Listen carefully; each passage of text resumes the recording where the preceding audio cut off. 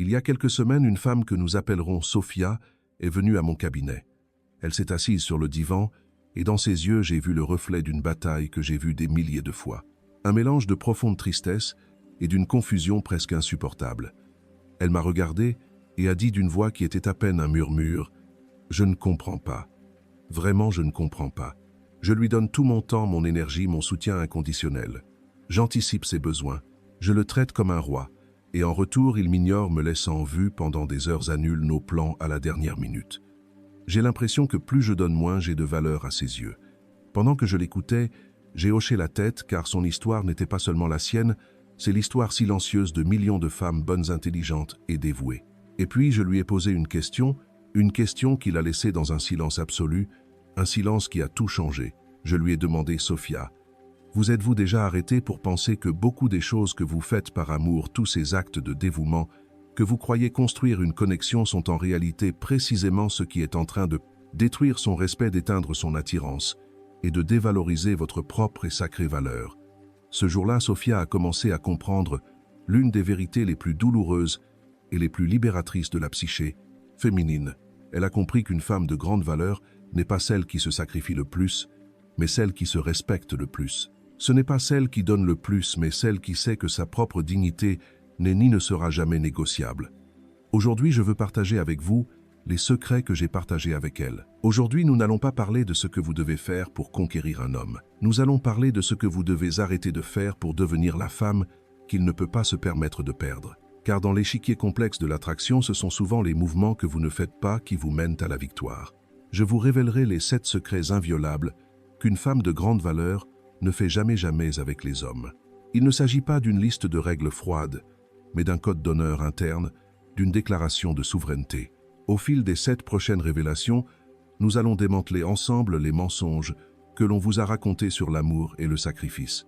Vous découvrirez pourquoi le fait de courir après lui l'éloigne, pourquoi accepter ses miettes émotionnelles lui apprend à vous donner de moins en moins et pourquoi rivaliser pour son attention est le plus grand acte d'auto-sabotage que vous puissiez commettre.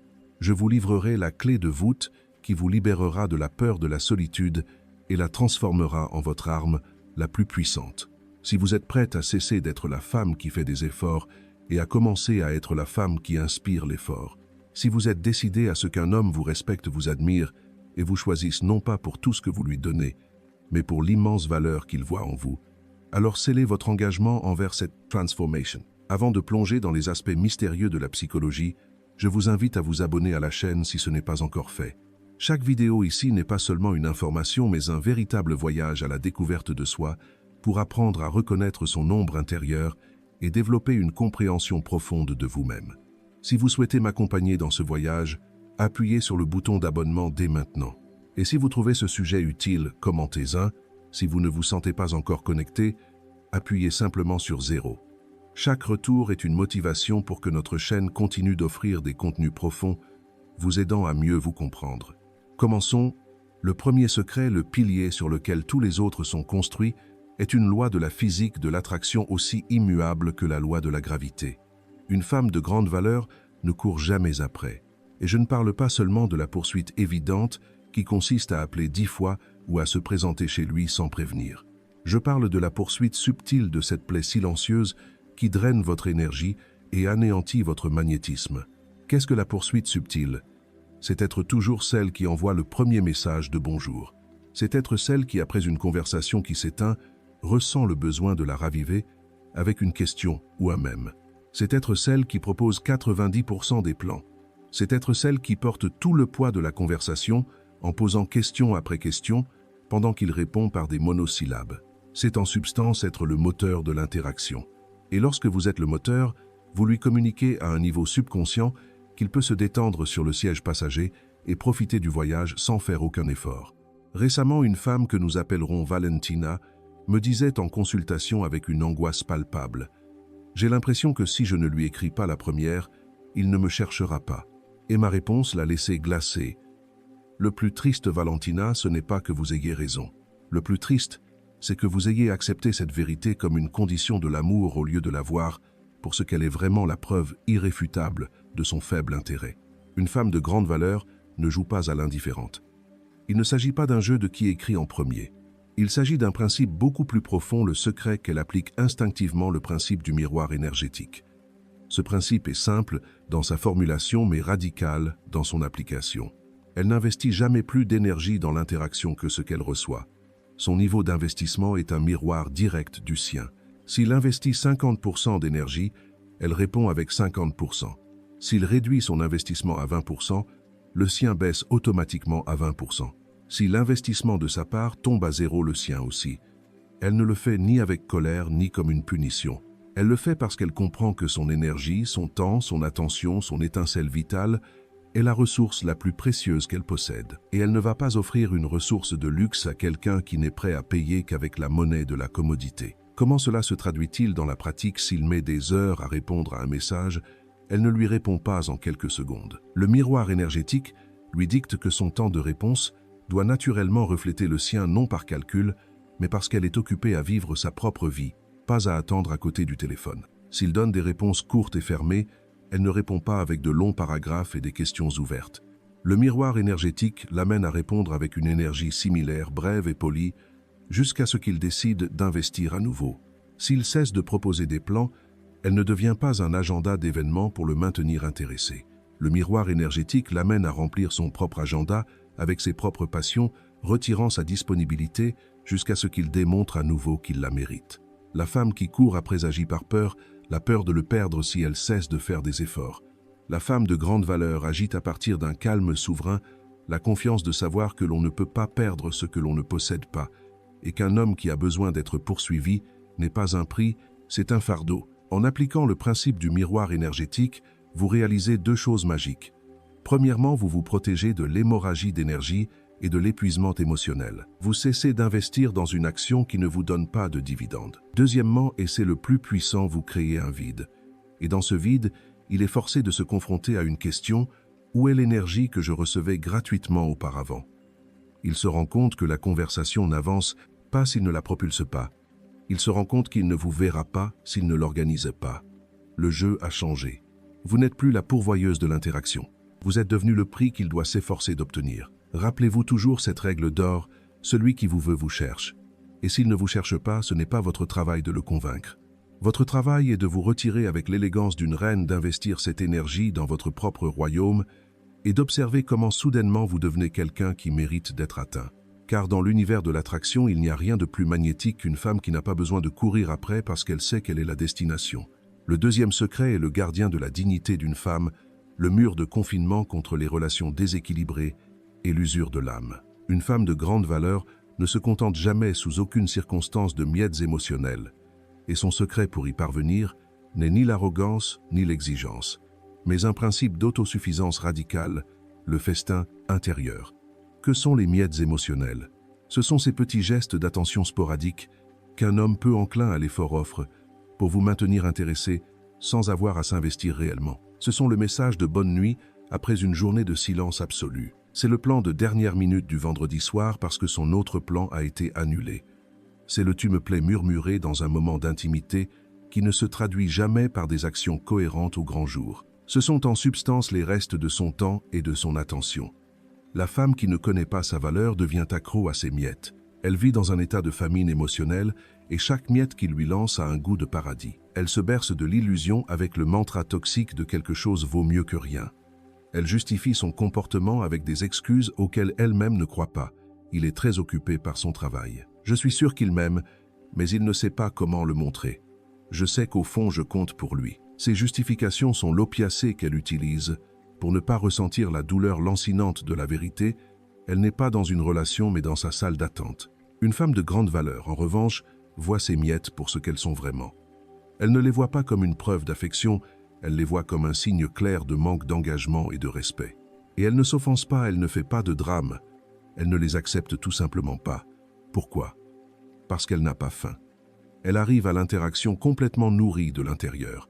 Elle a cultivé son festin intérieur. Le festin intérieur est la métaphore d'une vie si riche, si pleine, si remplie de ses propres sources de joie, de but et de connexion qu'elle n'a besoin des miettes de personne pour se sentir satisfaite. C'est une vie où elle est le chef et la principale convive. Quels sont les plats de ce festin? Le plat principal est sa mission. Les accompagnements sont ses passions. la boisson et son cercle social nutritif. Lorsqu'une femme s'est habituée à savourer ce festin quotidiennement, son palais émotionnel devient incroyablement sophistiqué. Elle peut apprécier un bon vin, mais elle ne se contentera plus d'eau sale. Elle peut apprécier une bonne compagnie, mais elle ne tolérera plus une présence médiocre. C'est pourquoi lorsqu'un homme lui offre une miette, elle ne la rejette pas avec colère. Elle la regarde simplement avec le calme de quelqu'un qui vient de profiter d'un festin de 5 plats et dit énergétiquement « Merci, mais je n'ai pas faim ». Son non merci à un plan de dernière minute n'est pas une tactique, c'est la vérité. Elle préfère la riche compagnie de son livre, de sa passion, à la piètre compagnie d'un homme qui ne la valorise pas suffisamment pour planifier. Son absence de réponse à un message sporadique n'est pas un jeu. C'est la conséquence d'être complètement immergé dans une conversation fascinante avec sa meilleure amie, son cercle social. Cette énergie d'autosuffisance est ce qui change tout. Un homme qui est habitué à acheter l'attention des femmes avec un minimum d'effort se heurte à un mur de plénitude. Il se rend compte que ces miettes non seulement ne suffisent pas, mais qu'elles sont presque une insulte pour une femme d'un tel calibre. Il se rend compte que s'il veut avoir le privilège de s'asseoir à sa table, il ne peut pas venir les mains vides, il doit apporter son propre festin qui soit à la hauteur du sien. Par conséquent, le secret pour ne jamais se contenter de miettes n'est pas de lui exiger qu'il vous donne plus, c'est d'être si occupé à profiter de votre propre festin que vous ne remarquez même pas les miettes qui tombent de sa table. Parce que la solitude pour une femme de grande valeur n'est pas une punition, c'est un espace de paix, et elle préfère 1000 fois la paix de sa propre et magnifique solitude à l'anxiété d'attendre un appel qui n'arrivera peu, être jamais. Le troisième secret est le gardien de l'identité d'une femme, le phare qui la protège de faire naufrage dans l'océan des attentes des autres. Une femme de grande valeur ne négocie jamais ni au premier coup de foudre, ni après 20 ans de mariage, son essence pour se conformer au moule de qui que ce soit. Son secret n'est pas d'être parfaite, mais d'être inébranlablement authentique. C'est le principe de l'authenticité magnétique. C'est l'un des pièges les plus subtils et les plus dévastateurs dans lesquels tombe la femme qui agit par manque.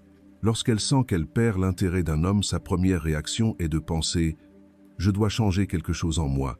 Si j'étais différente, il m'aimerait davantage. » Et ainsi commence le processus lent et tragique d'auto-érosion.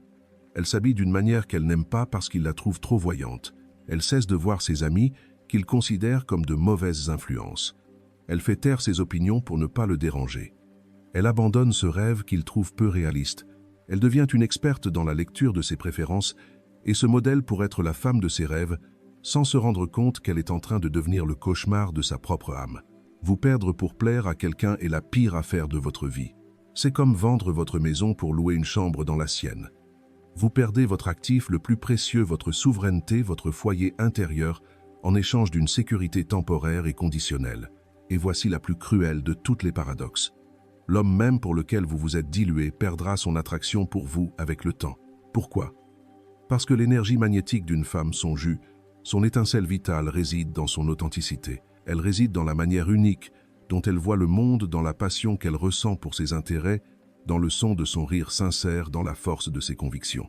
Lorsque vous commencez à poncer ses aspérités pour devenir plus douce, plus complaisante, plus facile, vous ne devenez pas plus attirante. Vous devenez générique.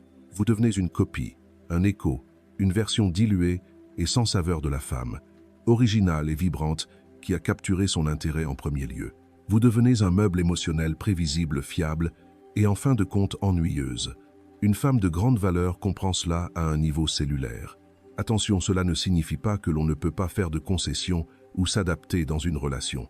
La coexistence saine exige des compromis, mais il y a une différence abyssale entre faire de petits ajustements pour mieux vivre ensemble et commettre un suicide de l'âme pour ne pas déranger. L'ajustement sain est de négocier dans quel restaurant aller. Le suicide de l'âme est d'arrêter de sortir avec vos amis parce qu'ils ne les aiment pas. L'ajustement sain est de s'entendre sur la gestion des finances. Le suicide de l'âme est d'abandonner votre carrière parce qu'elle intimide son ego. La femme de grande valeur sait tracer cette ligne et la trace avec un calme souverain. Son énergie ne dit pas « Ceci est mon chemin, et si cela ne vous plaît pas, vous partez ». Son énergie dit « Ceci est mon chemin, j'aimerais que vous marchiez à mes côtés, mais si à un moment donné vous sentez que mon chemin vous dérange ou que vous avez besoin que j'abandonne le mien pour suivre le vôtre, alors je vous souhaite de tout mon cœur un bon voyage dans une autre direction. » Cette authenticité magnétique est ce qui crée un respect profond. Un homme de valeur ne veut pas d'une copie soumise, il ne veut pas d'un écho de lui-même.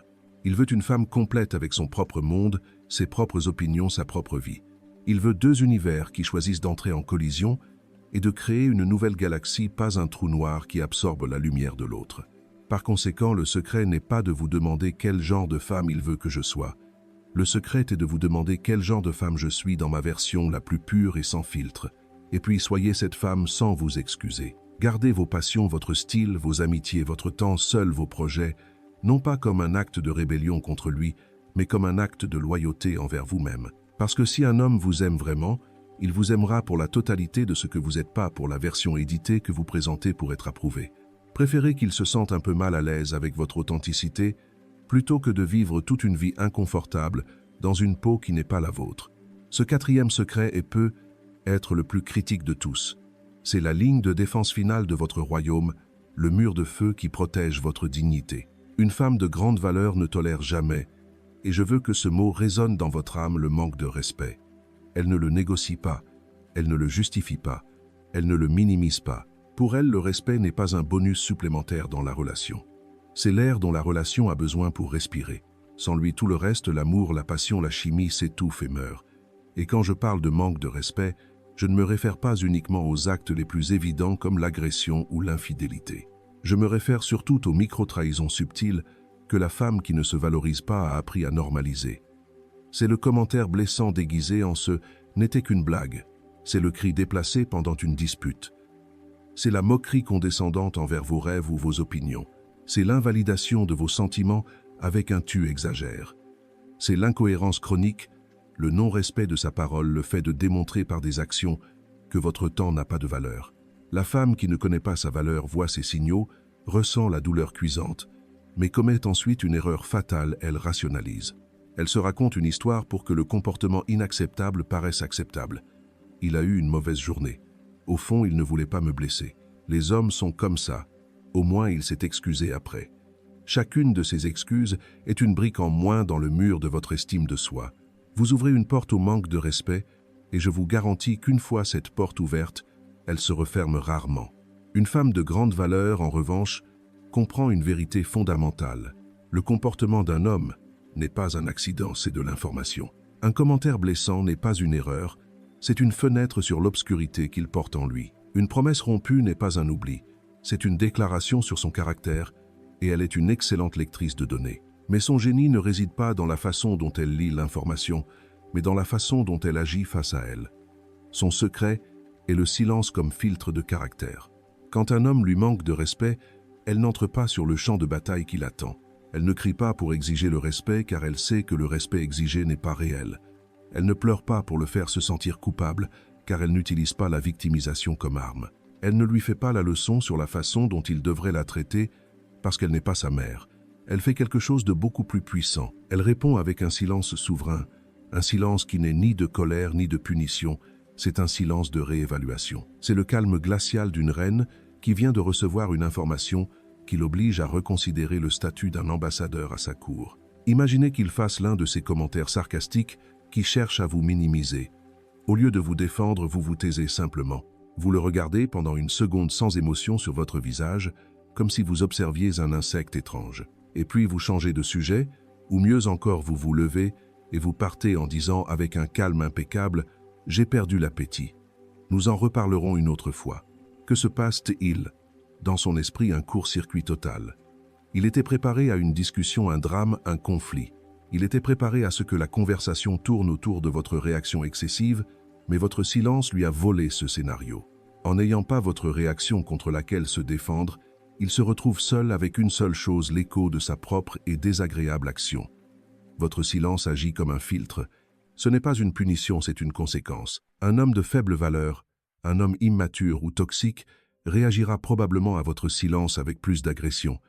Il vous accusera d'être trop sensible ou dramatique et ce faisant, il vous rendra un immense service. Il échouera au filtre de caractère de manière spectaculaire et vous montrera exactement qui il est, vous permettant de prendre une décision éclairée sur son avenir dans votre vie. Mais un homme de valeur, un homme qui a simplement commis une erreur ou qui testait vos limites réagira différemment. Votre silence serein lui donnera l'espace pour l'introspection. Il se demandera « Pourquoi ai-je dit cela? J'ai franchi une ligne ». Votre calme l'obligera à réfléchir à son propre comportement, pas au vôtre, et il est très probable que son prochain mouvement ne soit pas une excuse vide, mais une tentative sincère de comprendre votre limite et de prouver par des actions qu'il a appris la leçon. Cessez d'être l'avocate de la défense de son mauvais comportement. Devenez la juge silencieuse de son caractère. Parce que le respect n'est pas quelque chose que l'on demande, c'est quelque chose que l'on inspire. Et rien n'inspire plus de respect qu'une femme qui démontre par le calme de son silence qu'elle préfère la paix de sa propre compagnie à la toxicité d'un manque de respect. Le cinquième secret est celui qui définit la souveraineté d'une femme dans la sphère sociale. C'est son code d'honneur dans l'échiquier complexe des interactions de groupe, surtout lorsqu'elle perçoit la présence d'une rivale. Une femme de grande valeur ne rivalise jamais, sous aucune circonstance, pour l'attention d'un homme. Son secret est une compréhension profonde de son propre statut, un principe que j'appelle le pouvoir du trône unique. Imaginez la scène. Vous êtes à une fête ou à une réunion entre amis. L'homme qui vous intéresse est là. Mais il y a aussi une autre femme qui essaie clairement de capter son attention. La femme qui ne connaît pas sa valeur entre immédiatement en mode compétition. Elle devient plus bruyante, rit plus fort à ses blagues, essaie de raconter une histoire plus intéressante, s'habille de manière plus provocante, s'engage dans une bataille silencieuse et épuisante, une audition humiliante, où le prix est le regard d'un homme. Et ce faisant, elle commet une erreur stratégique fatale. En entrant dans la compétition, elle envoie un message subconscient dévastateur. Elle dit « Je ne suis pas sûre de ma propre valeur. J'ai besoin de vaincre une autre pour prouver que je suis digne. Ma valeur est relative et dépend de votre choix entre moi et elle. » Elle abdique essentiellement de son trône et descend dans l'arène pour se battre comme une gladiatrice pour un pouce levé de l'empereur. Une femme de grande valeur comprend que ce jeu est pour les roturières, pas pour les reines. Elle opère à partir du pouvoir du trône unique. Ce principe est basé sur une vérité inébranlable. Dans son royaume, il n'y a qu'un seul trône et elle est déjà assise dessus. Sa valeur n'est pas relative, elle est absolue. Elle ne dépend pas d'être meilleure qu'une autre femme, elle est simplement.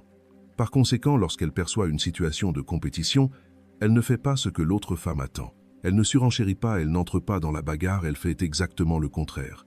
Elle se retire de la compétition avec une élégance souveraine. Comment cela se traduit-il dans la pratique? Il ne s'agit pas de quitter la fête en boudant. Il s'agit d'un changement d'énergie subtil et radical. Si elle voit que lui et l'autre femme sont dans une conversation animée, elle ne s'approche pas pour interrompre ou pour essayer d'être plus brillante. Elle sourit simplement à elle-même, se retourne et dédie son attention pleine et sincère à une autre personne du groupe. Elle devient le miroir social dont nous avons parlé lors d'une rencontre précédente. Elle écoute avec intérêt, pose des questions intelligentes, rit avec authenticité, crée son propre centre de gravité énergétique à un autre point de la pièce. Que se passe-t-il dans l'esprit de l'homme, lui, qui, à un niveau primal, est conscient de la dynamique de compétition, s'attend à ce qu'elle se batte. Il s'attend à la voir jalouse, incertaine, essayant de récupérer son attention, mais au lieu de cela, il voit quelque chose qui le déconcerte complètement. Il la voit calme, rayonnante, complètement désintéressée de son petit drame, créant des connexions de haute qualité avec d'autres personnes. Il la voit rire, s'amuser, être l'âme de son propre cercle. Et alors le paradoxe se produit. La femme qui rivalise pour lui, celle qui est à ses côtés, devient soudainement moins intéressante. Son effort la dévalorise. Et la femme qui s'est retirée, celle qui a démontré que son bonheur ne dépend pas de son attention, devient la véritable énigme, le véritable prix. Il commence à ressentir une pointe d'anxiété. Et si je la perds? Et si elle s'amuse plus sans moi? Et si un autre homme remarque son incroyable énergie? Votre retrait de la compétition n'est pas un acte de défaite. C'est le mouvement d'échec le plus puissant que vous puissiez faire. C'est une déclaration silencieuse de votre statut. Elle communique « Je ne rivalise pas, je suis la compétition ». Si un homme n'est pas capable de voir ma valeur sans que j'aie besoin de me battre pour lui, alors cet homme n'est pas digne de mon royaume. Cessez de voir les autres femmes comme vos rivales. Elles sont vos alliés dans le rappel de votre propre valeur. Si un homme vous place consciemment ou inconsciemment dans une position où vous devez rivaliser pour lui, ne vous fâchez pas contre l'autre femme. Remerciez-la en silence de vous avoir révélé le faible caractère de l'homme en question. Retirez-vous avec la grâce d'une reine qui refuse de participer à des jeux d'enfants et observez comment votre apparente indifférence devient l'arme la plus puissante pour qu'il se rende compte du trône et sur le point de perdre. Ce sixième secret est celui qui distingue véritablement une femme souveraine d'une enfant dans un corps de femme. C'est la graduation finale de l'école de la dépendance émotionnelle. Une femme de haute valeur ne cherche jamais activement dans aucune de ses actions l'approbation d'un homme. Son secret n'est pas qu'elle se moque de son opinion, mais qu'elle a cultivé une source d'énergie beaucoup plus puissante et fiable. La validation comme source interne. Pensez-y un instant. Combien de fois par jour, de manière subtile, recherchez-vous sa validation? Vous mettez une nouvelle robe, et la première question qui vous vient à l'esprit est « Est-ce qu'il va aimer ?» Vous avez une idée brillante au travail, et une partie de vous est déjà en train de répéter comment vous allez lui raconter pour l'impressionner. Vous prenez une décision concernant votre vie, et vous ressentez un besoin presque compulsif, qu'il vous dise que vous avez fait le bon choix. Vous vivez dans un état de référendum émotionnel constant où vos choix, vos goûts et même vos sentiments semblent avoir besoin de son sceau d'approbation pour être considérés comme valides. Cette quête de validation externe est l'une des plus grandes fuites de pouvoir qu'une femme puisse expérimenter. Chaque fois que vous recherchez son approbation, vous lui remettez sur un plateau d'argent le contrôle de votre état émotionnel. Vous lui dites sans mots « Tu es le soleil, je suis la planète. J'ai besoin de ta lumière pour briller. Ton opinion sur moi est plus importante que ma propre opinion sur moi. » Et bien que son ego puisse apprécier ce pouvoir au début, son instinct de respect le trouve profondément peu attrayant. Un homme de valeur n'est pas attiré par un miroir vide qui a besoin qu'il lui dise ce qu'il doit refléter. Il est attiré par une œuvre d'art avec son propre point de vue. Une femme de haute valeur a coupé ce cordon ombilical énergétique. Elle a réalisé un travail intérieur profond pour devenir sa propre source de validation. Son secret est qu'avant de demander à qui que ce soit d'autre, elle se demande à elle-même. Quand elle se regarde dans le miroir avec une nouvelle robe, elle ne se demande pas « est-ce qu'il va aimer ?» Elle se demande « est-ce que je me sens moi-même puissante, belle et authentique avec ça ?» Si la réponse est un « oui », retentissant, son opinion devient secondaire. Quand elle a une idée brillante, elle ne pense pas à comment la lui raconter pour l'impressionner, elle pense à comment l'exécuter pour s'impressionner elle-même. Quand elle prend une décision importante, elle ne cherche pas son autorisation, elle cherche sa propre certitude intérieure. Son centre de gravité émotionnelle réside en elle-même. L'approbation des autres, y compris la sienne, cesse d'être le plat principal de son régime émotionnel et devient un dessert agréable. Elle est la bienvenue si elle arrive, mais elle n'en a pas besoin pour se sentir nourrie. Comment cela se manifeste-t-il dans la pratique? Cela se manifeste dans le langage. La femme qui cherche la validation utilise un langage interrogatif et dubitatif. Crois-tu que je devrais? Trouves-tu que ça va? Si tu aimes comment ça me va, elle les utilise. La femme de haute valeur utilise un langage déclaratif et souverain. J'ai décidé que j'allais. Je me sens incroyable avec ça. Ma perspective sur ce sujet est. Il ressent ce changement immédiatement. Il se rend compte qu'il n'a pas affaire à une femme qui a besoin de son guide, mais à une femme qui a son propre nord. Il sent que son opinion n'est pas une exigence, mais une contribution à une conversation entre égaux. Et cela paradoxalement l'inspire à vouloir lui donner son approbation plus que jamais. Pourquoi? Parce que la validation considérée comme acquise n'a pas de valeur, mais la validation d'une reine, l'approbation de quelqu'un qui n'en a clairement pas besoin, devient un prix qu'il se sent honoré de pouvoir offrir. Vous cessez d'être l'étudiante qui attend la note du professeur et vous devenez la directrice de l'académie qui demande occasionnellement l'avis d'un collègue respecté. Le pouvoir de cette dynamique est immense. Il vous libère de l'anxiété de devoir agir correctement et vous permet simplement d'être le travail. Par conséquent, il ne s'agit pas d'apprendre à ne pas se soucier de ce qu'il pense, il s'agit de construire une opinion propre si solide, si ancrée dans votre connaissance de soi et votre estime de soi que son opinion devient une donnée intéressante, mais jamais le verdict final. Devenez votre propre juge suprême, votre propre fan. Numéro 1, votre propre source de validation. Et observez comment le monde, y compris, lui n'aura d'autre choix que de commencer à refléter le verdict que vous avez déjà émis sur vous-même. Nous sommes arrivés au dernier secret, et je dois vous confesser que c'est en réalité le premier. C'est la source d'où émanent tous les autres. C'est le cœur du réacteur qui alimente l'énergie d'une femme de haute valeur. Si vous n'avez pas cette pièce en place, tous les autres secrets deviennent de simples tactiques, une performance vide qui finira par s'effondrer. Le 7e secret, le virage de Chavez définitif, est qu'une femme de haute valeur ne craint jamais sa propre solitude. Et son secret pour y parvenir est qu'elle a cessé de voir la solitude comme une punition et l'a transformée en son plus grand luxe, le sanctuaire de sa propre compagnie. Pensons-y. Quelle est la peur racine qui pousse une femme à courir après à accepter des miettes, à négocier son essence, à tolérer le manque de respect, à rivaliser et à chercher l'approbation? C'en est une seule, la peur de rester seule. C'est la terreur de ce silence dans l'appartement, de ce lit vide, de ce sentiment de ne pas être choisi. Cette peur est le maître chanteur émotionnel qui vous a maintenu en otage, vous forçant à accepter des conditions que votre âme savait inacceptables. Vous avez été prête à payer presque n'importe quel prix pour éviter la solitude.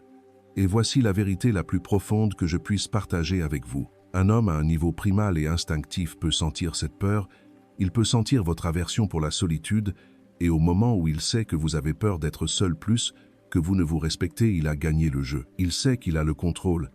Il sait qu'il peut se permettre d'être incohérent, de vous donner des miettes, de vous manquer de respect, car au fond, il sait que vous tiendrez bon parce que l'alternative, la solitude, tant redoutée, vous semble pire.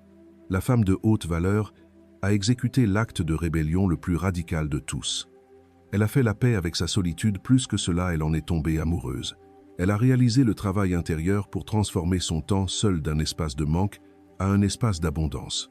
Elle a converti son foyer en un sanctuaire.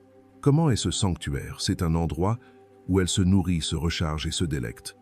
Il est rempli de ses livres, de sa musique, de ses passions.